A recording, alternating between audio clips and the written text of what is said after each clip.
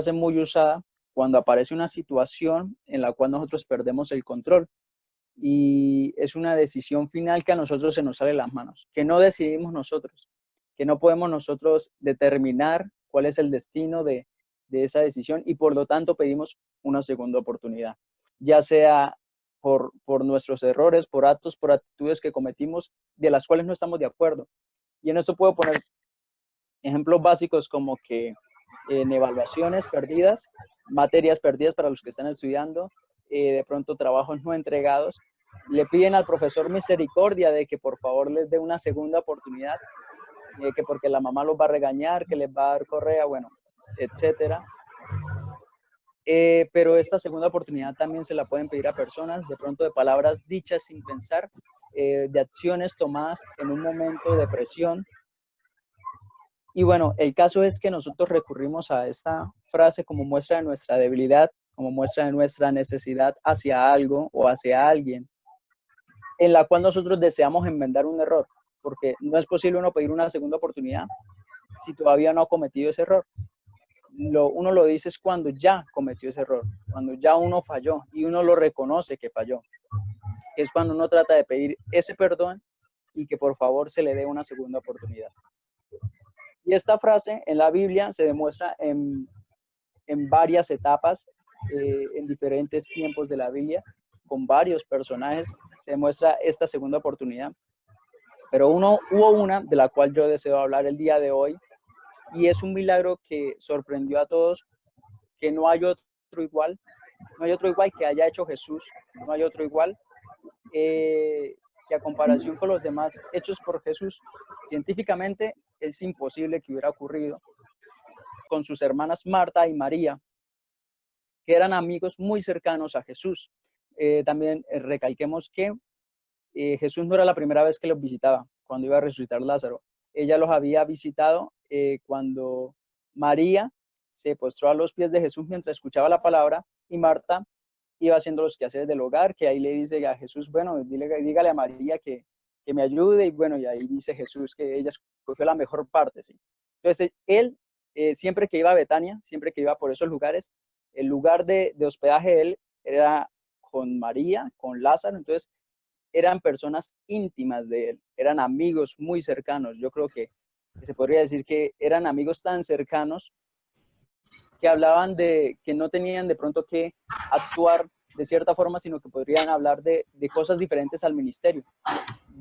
Por lo menos cada uno de nosotros tenemos amigos, personas con las que tenemos tanta confianza que ni siquiera necesitamos crear esa fachada de la que yo hablaba, y que podemos ser completamente auténticos con esas personas, precisamente por eso. Entonces yo creo que Jesús era eso con Marta, con María y con Lázaro. Eran amigos muy cercanos, amigos íntimos de Jesús. Dice Juan 11, del 1 al 3, voy a leerlo literalmente, dice, estaba entonces enfermo uno llamado Lázaro de Betania, la aldea de María y de Marta, su hermana, cuyo hermano Lázaro estaba enfermo. Y ahí especifica que fue la que ungió al Señor con perfume y lo enjugó los pies con sus cabellos. Enviaron pues las hermanas para decir a Jesús, Señor, he aquí, el que amas está enfermo. Entonces, ese el que tratar de desubicarlo de diferentes maneras, el diablo intentando mostrarle a usted cosas, tentaciones. Las hermanas le envían este mensaje a Jesús de que Lázaro ya estaba padeciendo, estaba muy enfermo. Cuando a Jesús le llega esto, él se encontraba en Jerusalén, a 3 kilómetros de Betania.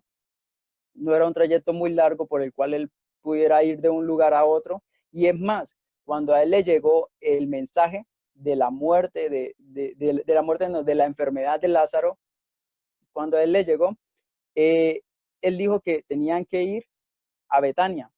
Y ahí es cuando los discípulos le dicen a él, pero Jesús, ¿acaso las personas de allá no pensaban apedrearte cuando estabas en ese lugar? Y ahí el Señor le dice, no tiene el día 12 horas, el que anda de día no tropieza porque ve la luz de este mundo, pero el que anda de noche tropieza porque hay luz en él. Y ahí él agrega que Lázaro había muerto. O sea, después de haber dicho eso, les dice que Lázaro había muerto. Y esto me parece muy curioso, que de pronto Jesús no lo hubiera dicho de una forma como nosotros lo haríamos, que sería sentar a la persona y decirle, bueno, tengo que decirle algo muy importante, eh, espero que lo comprenda, espero que no, que se controle, que se calme, resulta que se murió tal. No, Jesús no hace eso, sino Jesús, después de decirle ciertas palabras, dice, ah, Lázaro se murió. Muy tranquilamente se lo dice a los discípulos. Yo creo que los discípulos quedaron como que, ¿está bromeando conmigo o me lo está diciendo en serio? Por la misma forma en la que Jesús lo decía. ¿Pero por qué? Porque Jesús ya tenía una mentalidad diferente. Jesús sabía que eso era para la gloria del Señor y que se iba a ver reflejada y se iba a ver manifestada la gloria del Señor de una manera sobrenatural cuando ocurriera el milagro. Él lo sabía, los discípulos no. Yo creo que eso es muy lógico, que las personas, que ellos hubieran pensado de esa forma de que bueno, si está muerto, eh, ahí, si ya murió, ¿cómo va a resucitar? Y cuando el Señor dice que va a resucitar, entonces ellos piensan, porque él lo dice de una forma, él dice que duerme. Y ellos dicen, ah, bueno, si está enfermo, sanará. Pero entonces allá él les especifica que Lázaro había muerto. Y entonces también tenemos que recordar que cuando le llegó el mensaje a Jesús, él se quedó 2 días más. ¿Y esto por qué? Porque Jesús no se fue antes o no se fue después, porque fueron 4 días. Esto es porque para los judíos había una superstición de que durante 3 días de la muerte de una persona, el alma se quedaba al lado del cadáver para después poder subir o de las costumbres que ellos tenían. Y así fue. Entonces Jesús yo creo que habrá dicho, voy a matar 2 pájaros de un tiro. Resucito y Dios es glorificado y de paso les demuestro que esa superstición que tienen en la cabeza no es real, que yo soy mucho más poderoso que lo que pueda llegar a ocurrir terrenalmente o lo que puedan llegar a pensar ellos que puede ocurrir. Y entonces allá Jesús emprende el viaje. Cuando llegan, Marta lo recibe. Estaba rodeado al lugar de personas, de muchas personas. Lázaro era muy respetado en ese lugar y por eso había muchas personas en ese lugar y habían aún personas que estaban en contra de Jesús. Y cuando Jesús llega a ese lugar empieza a haber incredulidad entre las personas. Yo creo que ahí empezaría, bueno, y ese no es Jesús el que sanó el leproso, el que sanó el ciego, el que sanó tantas personas y al amigo no lo pudo sanar cuando estaba enfermo y ahora que murió viene aquí. Y no fueron los únicos que pensaron eso, sino que también cuando sale María a recibir a Jesús, María le dice, si hubiera llegado antes, si hubiera llegado a tiempo, Lázaro no hubiera muerto. Y, este problema es esa incredulidad que a veces a nosotros nos atormenta, que a nosotros nos llena de angustia. Y es que pensamos que Dios no puede hacer cosas grandes con nosotros, que pensamos que Dios, lo imposible para Dios, que hay cosas imposibles para Dios, que lo imposible para nosotros es lo imposible para Dios también. Y es en ese momento en el que Jesús llora. Y de hecho es uno de los versículos más cortos que dice que Jesús lloró, pero él en otra versión dice que rompió en llanto.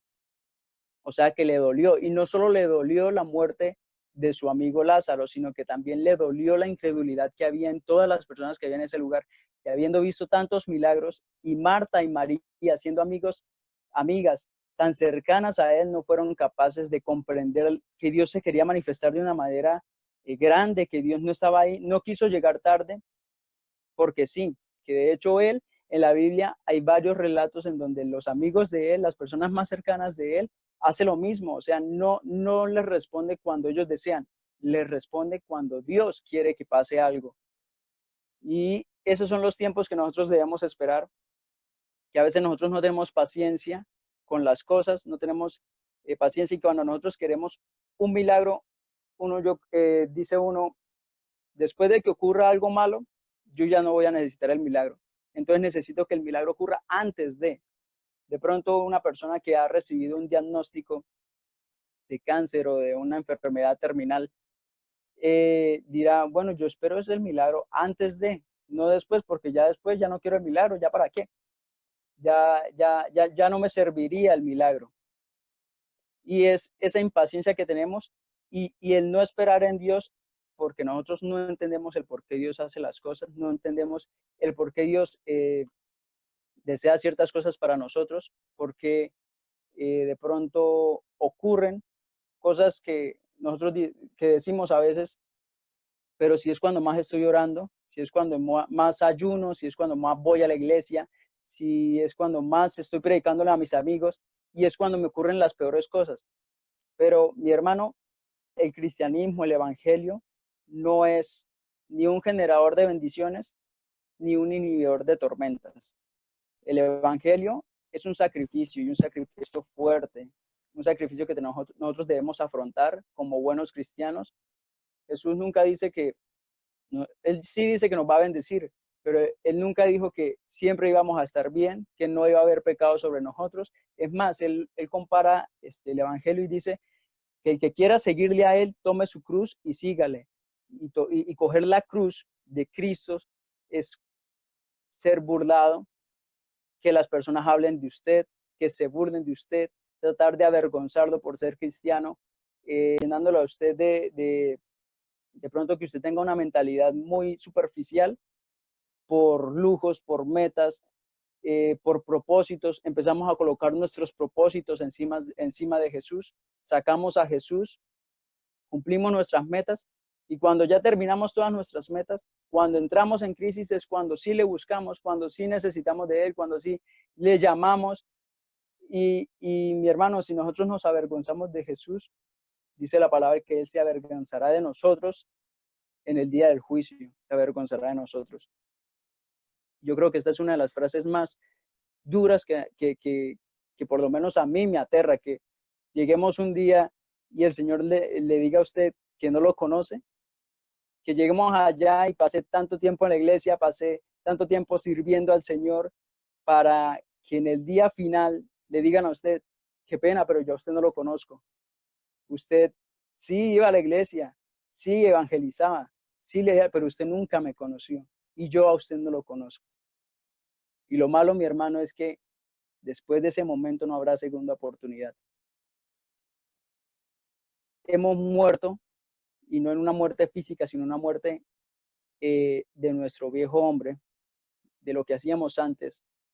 Y es esa segunda oportunidad que nosotros, Dios nos da.